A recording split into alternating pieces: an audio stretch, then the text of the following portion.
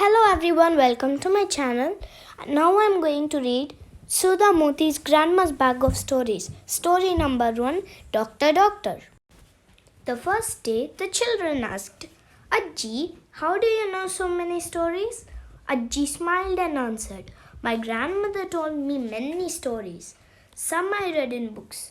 A few I learned from youngsters like you, and the rest are from your Ajja. Then Ajji paused and said, I see all of you had grown a lot since the last time I saw you. So, before I start telling any stories, I want to know what each of you want to be when you grow up. Raghu, who was 11 years old and the oldest of all, said immediately, I want to be an environment scientist. Meenu, who was 9, said, I have not decided. Maybe a computer person like my dad. Anand, who was 10, said, I want to be an astronaut. And his twin sister Krishna firmly said, I want to become a fashion designer. Ajji smiled. I'm glad all of you had thought about this. We should always have some aim in life which we must try to achieve while being of help to others. Now let me tell you a story of a person who learned just such a lesson. Shall we too join Ajji and her gang of young friends and hear the story? On a blazing hot summer afternoon, an old man came walking down a narrow village path. He was tired and thirsty.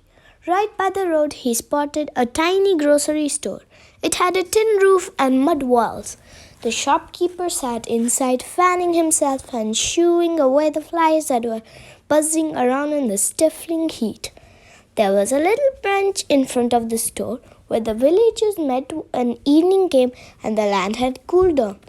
The man flopped down on the bench. He was so tired that for a while he could not speak. Finally, he opened his mouth and uttered one word, Water! Now, this village had been facing a horrible problem for a long time. It was near a great desert and the rains came only once in a year to fill its ponds and lakes. But the rains have disappeared for the last 2 years and the villagers had been making do from water from a faraway stream. Every morning, groups of men and women walked a long distance, filled their pots from the little stream and used it the whole day. Naturally, no one wanted to waste even a drop of this precious water. Yet how do you say no to a thirsty, tired old man when he asks for water? Without a second thought, the shopkeeper, Ravi, who was very kind-hearted, poured out a tumbler of water from his pot and gave it to the old man. The man drank it up greedily. Then he said one more word, more. And without waiting for Ravi to give it to him, he lunged for the pot, picked it up and lifting it to his lips drank up Ravi's entire day's supply of water. Poor Ravi, what could he do? He just stared in dismay. Then he told himself, Never mind, after all, I did help someone in need. The stranger, meanwhile, now seemed to feel better. He handed the pot back to Ravi, gave a smile that filled Ravi's heart with warmth and said, My son, be always kind like this. Help everyone who comes to you like you helped me, and you will be blessed. Then he picked up his stick and slowly hobbled down the road. Ravi watched the strange old man disappear into the distance. Then he returned to his shop. The afternoon heat grew worse. After a while, Ravi felt his head was about to burst with a headache. His lips were parched and he felt his throat hurt. It was so dry. He really needed a drink of water, but the visitor had finished it all up. Hoping a cook's or a drop or two out of the pot, Ravi lifted it to his lips and tilted it. Imagine his surprise when a gush of water ran down his face. It was sweet, refreshing water which not only quenched his thirst but wiped his headache too. Ravi was staring at the water pot, trying to figure out what had just happened, when Karim limped into his shop. Karim was a young man who had hurt his leg with an accident many years ago, which had left him with a limp. When he was unwell or tired, his limp became worse. Karim too flopped down on the bench in front of the store and caught his breath, like the old man. Then he fished out a shopping list from his pocket and handed it to Ravi. As Ravi started packing up the items listed on the paper, Karim opened a little bundle of food and ate his lunch sitting on the bench. Finally, he wiped his mouth on his scarf and pointed to Ravi's pot of water. Mind if I take a little sip? It is so hot after all. Ravi was busy measuring out some dal. He said without looking up, I would be happy to offer you some, but someone's already had most of it. Then I was feeling unwell and I think I finished the last of it. What are you saying, my friend? I can clearly see the pot brimming over with water. Ravi looked up and stared in disbelief. In front of his eyes, Karim poured out a tumbler full of water and drank it. Then he paid for all his groceries and then left the store. Did his limp look as if it was nearly gone? Ravi watched him for a while trying to figure out. Then he decided the heat was playing tricks on his mind and went back into the cool comfort of. He woke up with a start as someone was calling his name urgently. He opened his eyes to find Karim back. This time he was holding by the hand his little sister Fatima. Brother, wake up! We need your help, Karim urged. What? Is something wrong? Fatima is burning up with fever. Then go to a doctor. Why have you got her to a grocery store? Karim stared at him and said, You mean you don't know how you just helped me? My leg has been troubling me for the last many years, healed up on its own as soon as I drank water from your magic pitcher. Give Fatima a drink from it too. Ravi was astounded. Magic pitcher, healing water. What was Karim going on about? Nonetheless, he passed the pot to Fatima. She drank a bit, then sat down to rest. Within minutes, she lifted her head and said, It's true, brothers. I am indeed cured of the fever. Soon, the news spread in the village like wildfire. Ravi, the quite kind grocery store keeper, was now the owner of the magic pitcher, the waters from which could heal anyone of any disease. Every night, Ravi left the pitcher in the store, and in the morning it would be filled to the brim with sweet, cool water. Daily, a queue of sick people with their relatives collected in front of his shop. To each one, Ravi gave a drink of the water, and they went away saying they were now better. The pot was never empty. Ravi realized the old man had helped him, must have given him this gift in gratitude. Ravi understood what a great gift it was and thanked him daily in his mind. Soon his little store turned into a hospital. Ravi did not charge a paisa for the water.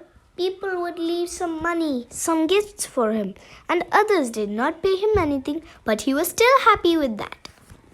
One day, a rich landlord's servant appeared at his doorstep and said, My master is unwell. Come with me and give him a drink of your water.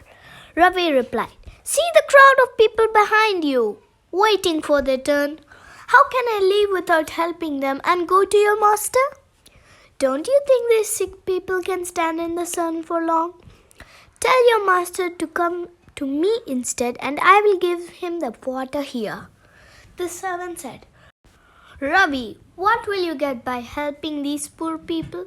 A few rupees, some rice and all. Come to my master's house. He will shower you with money and gifts.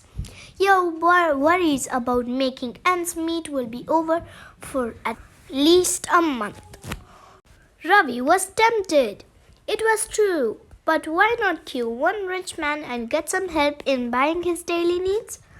Ravi told the people waiting outside to come back the next day and went with the servant to the landlord.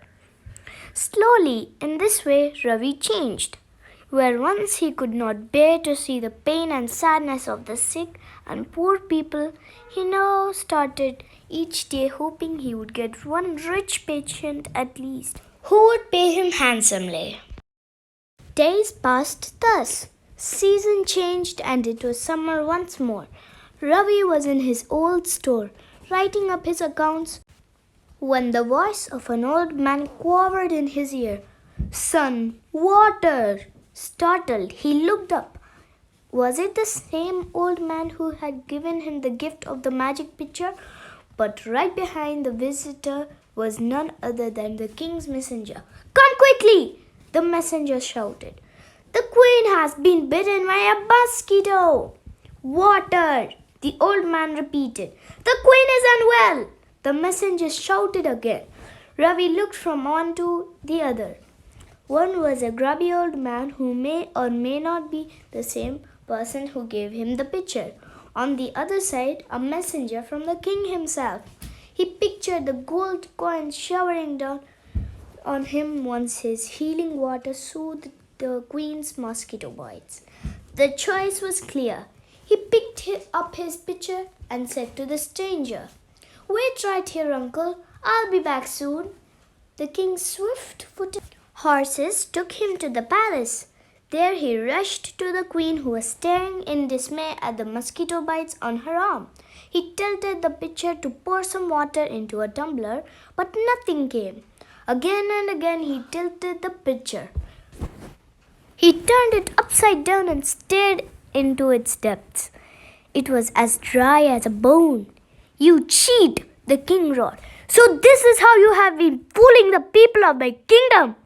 Get out and never let me hear that you have acquired magical healing powers. If you claim such a thing again, I will banish you forever from the village." Then he turned to comfort his queen, who was splashing tears on the bump on her arm. Ravi slowly walked back to his village. He went to his shop. No one was there. He searched for the old man who had asked for water. He was nowhere to be seen. He called out, "Uncle, I'm very sorry. I made a mistake. Please do come. I will give you water." But there was no reply. Now he realized this was the same old man whom he met a year back. He remembered the people that he had healed once out of kindness and compassion, and how much they had blessed and loved him in return. He remembered their little acts of generosity, sparing him a few coins, a bundle of vegetables from their garden in return for the water. When he became so selfish and greedy that he would neglect the people who had needed him the most, the old man had taken back his powers when he sensed Ravi had misused the gift. Never mind, Ravi smiled to himself. He would use the money he had received for the water to help bring a real doctor to the village, someone who would help the people with his knowledge of medicines and diseases, so that they need not wait for a magician to cure them of their illnesses. From that day onwards, Ravi filled his pitcher with ordinary water from the stream and carried it back carefully to his little store and waited for the old man. Maybe one day he would be back, but till then, Ravi was determined to bring a real medicine man to his village. Aji finished her story and looked around the 4 little faces around her. Raghu was deep in thought. Aji smiled at him. The children shouted, "Aji, tell one more story." "Ha ha," Aji said. "Too many stories a day are not good either. One laddu is very sweet, very delicious, but if you eat laddus all the time, it's no fun. Go and play outside. Tomorrow I will tell you another story." With that, she got up and went to the kitchen to supervise the dinner. If you like the story, please like, share and subscribe. Thank you. Bye-bye.